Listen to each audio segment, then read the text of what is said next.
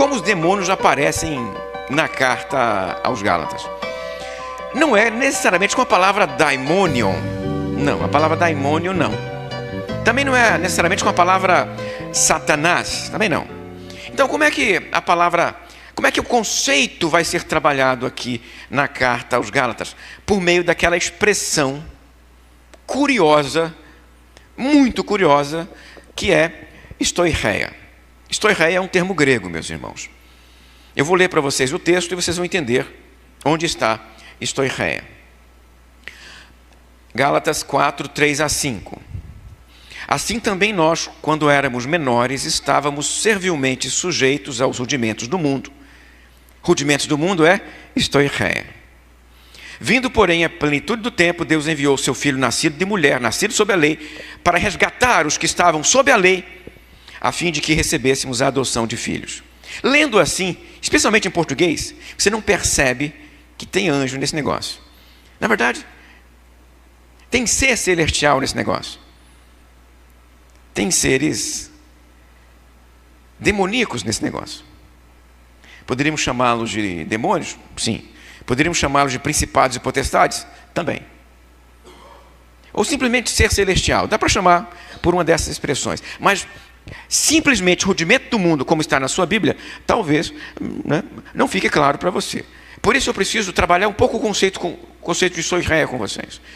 Estoicheia significa coisas elementares, rudimentos, astros, corpos celestiais.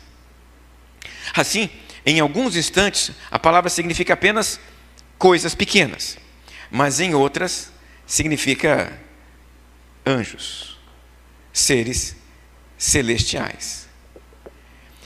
Você vai encontrar este uso na tradição judaica. E vai encontrar este uso na tradição judaica ligado àquela ideia que apareceu lá em Daniel, que é a ideia de príncipes territoriais. Você deve se lembrar do príncipe da Pérsia e do príncipe da Grécia de Daniel.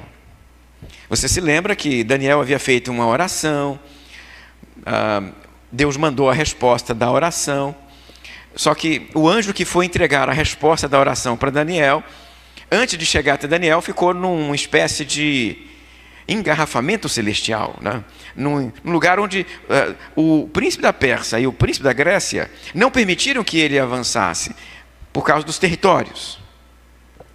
Aí teve que aparecer o anjo guardião de Israel, o Miguel, para desenrolar o caminho e o anjo passar com a resposta e entregar para Daniel.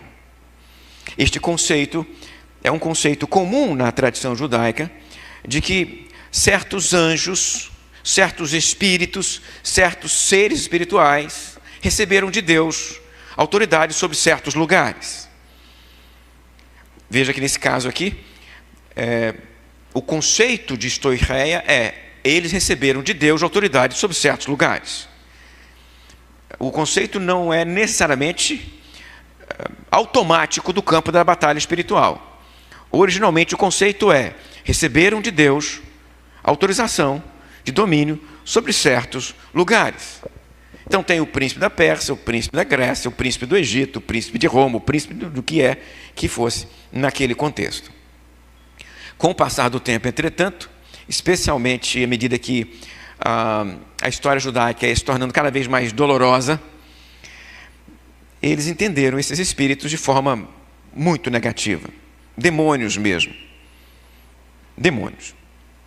Quando chegamos ao Novo Testamento, a ideia de estoicheia, de príncipes de certos territórios e figuras demoníacas, as três ideias estão muito, muito próximas. Para onde isso nos leva? Isso nos leva ao conceito de que são os estoicheia que escravizam os crentes, ou melhor, que escravizavam os crentes da Galácia, antes de eles se tornarem crentes. Antes da conversão, eles eram escravos dos estoicheia. Antes da conversão, todos eram controlados pelos estoicheia. De que maneira? Os judeus eram controlados pela lei. O legalismo era um instrumento utilizado pelos estoicheia para controlar os judeus, cegar os judeus. Você já ouviu falar, está no texto, né? Você se lembra de uma passagem que diz que os judeus têm os olhos embotados, eles não conseguem enxergar? O que cega? São os estoicheia. Cega através de quê? Através da lei, através do legalismo. E os gentios? Através dos ídolos. Os ídolos são as ferramentas utilizadas pelos estoicheia para escravizar, então, os gentios. Quer ver uma passagem que vai tornar esse conceito um pouco mais claro? Efésios 2, 1 a 5. Eu vou ler o texto para vocês. Efésios 2, 1 a 5. Diz o seguinte: E ele vos deu vida, estando vós mortos nos vossos delitos e pecados. Então me entendam aqui. O texto está falando para os crentes da cidade de Éfeso, está dizendo que eles receberam vida, eles agora são salvos, mas eles foram salvos no momento em que eles estavam mortos, ou seja, eles eram mortos e deixaram de ser mortos e foram vivificados. No momento em que eles estavam mortos, eles foram ressuscitados. Eles eram, antes de serem salvos por Jesus, antes de reconhecerem a Cristo e declararem a fé em Jesus Cristo, antes daquele momento eles eram mortos. O Paulo descreve a vida dos crentes antes da salvação como uma vida de morte. Não tem vida antes da salvação. O estado espiritual antes da salvação é de morte. Então ele escreveu: Ele vos deu vida, estando vós mortos nos vossos delitos e pecados, nos quais andastes outrora, ou seja, antes da salvação, segundo o curso deste mundo, segundo o príncipe da potestade do ar. Atenção, eu vou repetir isso aqui. Antes da salvação, os crentes eram escravos do curso deste mundo, escravos do príncipe da potestade do ar. Está escrito aqui, ó. É só olhar comigo. Aí vem a frase, ainda mais clara, se a anterior não esclareceu o suficiente. O príncipe da potestade do ar, que agora atua nos filhos da desobediência, que são os incrédulos, entre os quais nós andávamos outrora, segundo as inclinações da nossa carne, fazendo a vontade da carne e dos pensamentos, e éramos por natureza filhos da ira, como também os demais. Mas Deus, sendo rico em misericórdia, por causa do seu grande amor com que nos amou, estando nós mortos nos nossos delitos e pecados, nos deu vida juntamente com Cristo, pela graça sois salvos. Percebeu aqui? Sem Cristo, morto. Anda, levado pelos seres espirituais, inspirado pelos principados e potestades, pelo curso deste mundo, pelo Espírito que atua nos filhos da ira. Quem move as pernas, os pés, as mãos, a boca daquele que ainda não foi salvo por Jesus, é o príncipe da potestade do ar. E depois não mais. Depois ele foi liberto. Entendeu o que está acontecendo aqui? A obra de Jesus é descrita nestes textos, então, como resgate. Você já ouviu falar de exorcismo, certamente. Pode ter visto exorcismo na televisão, exorcismo no cinema, exorcismo em programas evangélicos. E normalmente esses exorcismos de filme, de televisão e de algumas igrejas, estes exorcismos são espalhafatosos.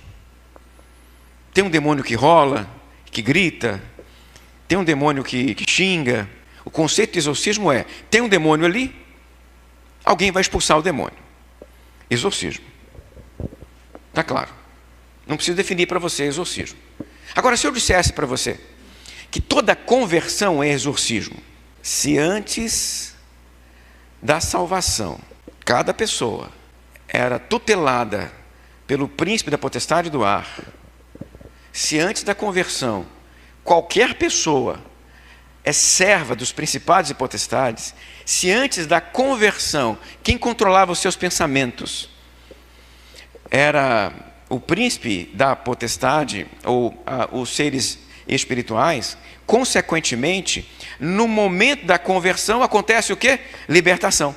Conversão, então, meu querido, é libertação. Olha o que está escrito lá em 1 Coríntios 12, 2. Sabeis que outrora, quando éreis gentios, deixai-vos conduzir-vos aos ídolos do mundo, segundo éreis guiados. Agora Colossenses 1,13. Ele nos libertou do império das trevas e nos transportou para o reino do Filho do seu amor. Se não teve troca de reino, tem que repensar a conversão, certo? Que conversão é essa que não tem a troca? Troca de quê? Troca de senhorio. Quem era o Senhor antes? Quem é o Senhor agora? Vou repetir para você. Toda conversão é exorcismo. Por quê? Porque antes daquilo, ele era servo do império das trevas. Depois daquilo, ele é servo de Jesus. Então o que o Paulo está dizendo aqui é que a conversão, ela é literalmente deixar de ir para certo lugar e ir para um outro lugar. Mudar de rota é o significado da palavra conversão. Converter-se dos ídolos para converter-se a Deus. Deixar de servir aos ídolos para servir a Deus. Isso é trocar de senhoria. Deixe-me então concluir essa minha fala aqui com você, com aquelas 4 frases ali. À luz do que nós entendemos de Gálatas, Corinto, Efésios, Colossenses, os textos que eu li para você hoje, o mundo é dividido em 2 grupos. Quais são os 2 grupos? Aqueles que estão sob a escravidão de Cristo e aqueles que estão sob a escravidão de demônios. Ou se é escravo de Jesus ou se é escravo de demônio. 2. O ser humano sem Cristo é escravo de seres espirituais. Esta prisão é destruída quando o ser humano morre com Cristo na sua justificação. Mais um. Todos os crentes estão livres da opressão demoníaca. Por quê? Porque você é parte de um outro reino. O seu Senhor é Jesus. Você é cidadão do reino de Deus.